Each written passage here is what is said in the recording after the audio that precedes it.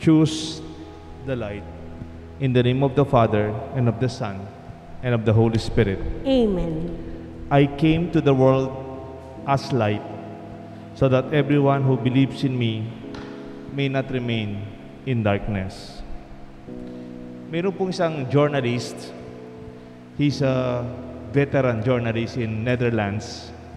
Ang pangalan niya po, Charles Groenhuisen. Mahirap konti. I was very happy with his perspective as a journalist. Sabi niya, today, good news is no news. Pag mabuting balita, hindi balita yan. Bakit? Ang gusto ng tao, yung breaking news, just in. It gets your attention. The bad news sells more than the good news. Nung ang estudyante kami sa journalism, may expression in journalism, bad news is good news because it sells and it gets more attention. But this journalist, he said, I would amplify the good. I do not only see the immediate bad news, but the long term and the wider perspective that brings light. I do not amplify the bad that creates fear and pessimism. Do not magnify what is wrong. Do not dignify darkness. Ayo po pangalat ing dalumdum, ang pong marok, pong mabulok, pasyagtawing malagu, ing mayap, ing masala, aluwain dalumdum. Optimism brings a brighter world and the positive energy that it brings with it that we need. To be positive is also a conscious choice. Choose the light. Paniwalan niyo po at pilinan ing masala. We are aware and always we have a lot of bad news. Kaya sometimes, kung minsan merong hindi nakakatulog sa atin, pag pinuno mo ang utak mo sa lahat ng mga problema, sa lahat ng may sakit, sa lahat ng COVID positive, sa lahat ng mga nasa quarantine, ang mga nangyayari around us with the negative news that we have. Kaya nga hindi ako nagtataka kung meron mga kasama natin hindi nakakatulog o nagkakaroon ng hypertension o kung minsan parang nangihina. It is wiser to let go of the darkness and choose the light. This journalist that I've been talking to you from Netherlands talks about the facts of optimism. Sabi niya, at least before this COVID, before 2020, there is the exponential decline of extreme poverty for 50%. Kumpara mo yung mahirap ngayon, kumpara doon sa mga hirap more than 25 years ago, mas maraming mga namamatay sa gutom nung nauna. Even child mortality, di ba nung unang panahon ang daming namamatay pagsilang pa lang, but now it's gone lower. Infant death have 50% from 1991 until today. Our life expectancy has improved. In the 60s, average life now is 52.6%. 52.6 years, the average life expectancy of the whole world. But today, it is 72. Our health, in spite of our COVID, improved tremendously also with the medicines that we have.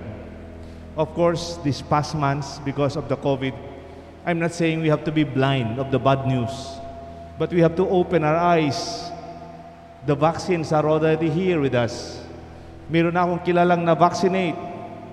Meron na akong kilalang naka-enroll na, naghihintay na lang na ma-vaccine. There is light. There is hope. Pass it on. Because we should bring light. Keep it burning brightly Protect the light. Share the light. Pass it on. The light of the good news. We are children of the light. Like Jesus, as He said, I came to the world as light. Dumating si Jesus bilang liwanag.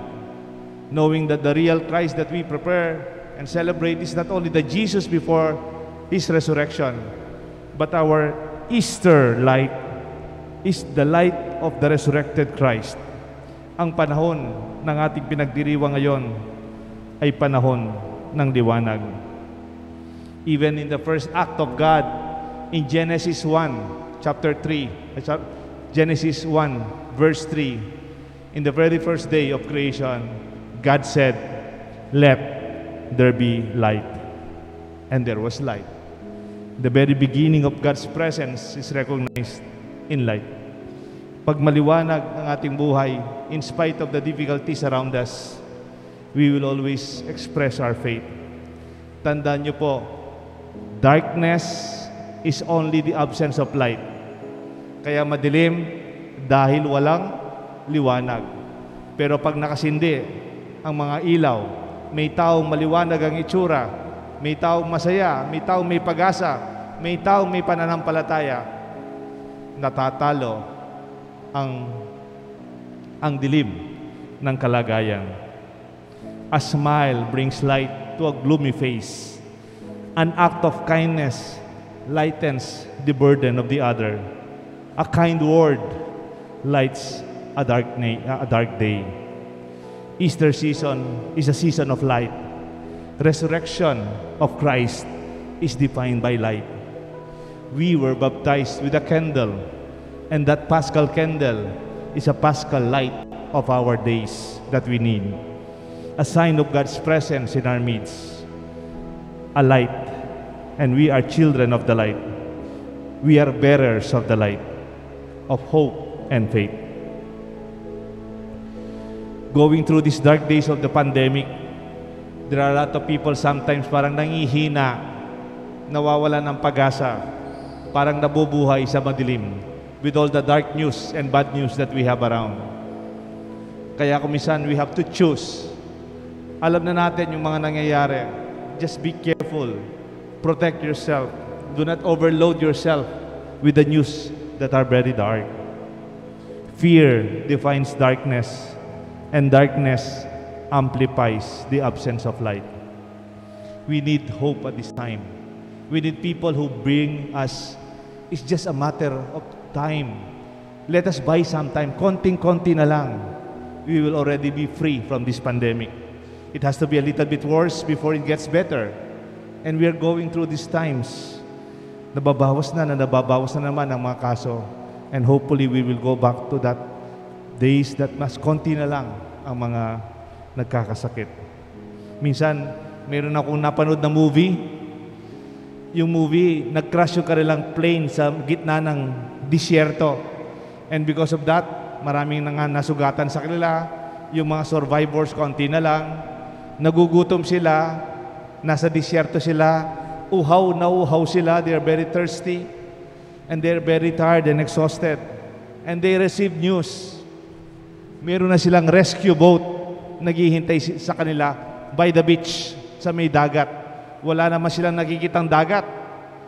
Puro disyerto. And dunes, mga dunes, mga bundok-bundok ng disyerto. And then they keep on going. They have a campus. Yung iba ayaw na, mamamatay na lang ako dito. Ayaw ko na, pagod na ako. May sugat ako, masakit. Gutom na ako. Wala tayong tubig. It's hopeless. And then the good thing, the leader is the light. Yung kanilang leader, parang siya yung liwanag. Do not give up. Go on. Malapit na tayo. We're almost there. We're very close. He's always very positive. And then you know, malayo pa sila. May mga parang bundok-bundok ng mga disyerto. And then suddenly after a few times, may narinig silang tubig. Di ba kung bisan pag malapit ka na sa dagat, naririnig mo yung dagat, pero hindi mo pa nakikita. And then kahit mahina rin katawan nila, they were shouting. Konting-konti na lang. Kahit na masakit yung paa mo, pagod ka na, almost exhausted, wala ka na. Pero you know, there is a boat waiting for you on the other side. It is the light. It is the hope. It is salvation.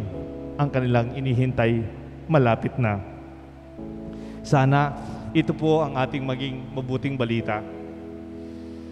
Minsan, meron po akong narinig na kwento.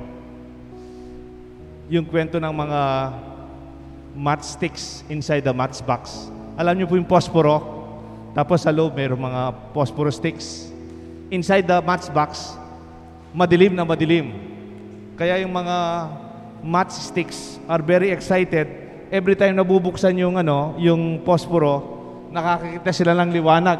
Ang saya-saya nila, tapos sasara na, kukunin lang isa.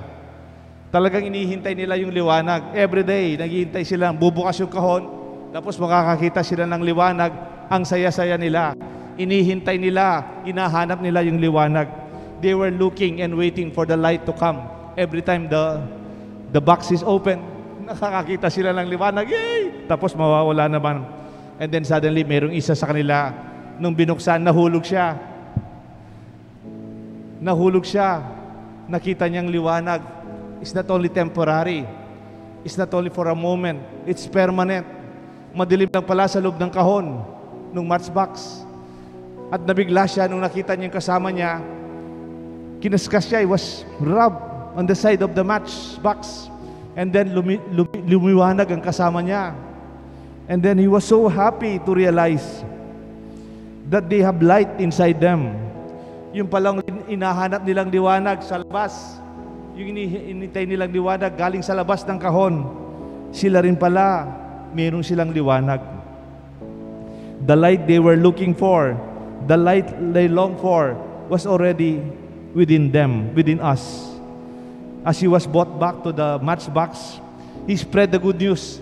Yung iniintay nating liwanag, nasa sa atin pala, nasa sa atin. Some believe, some did not.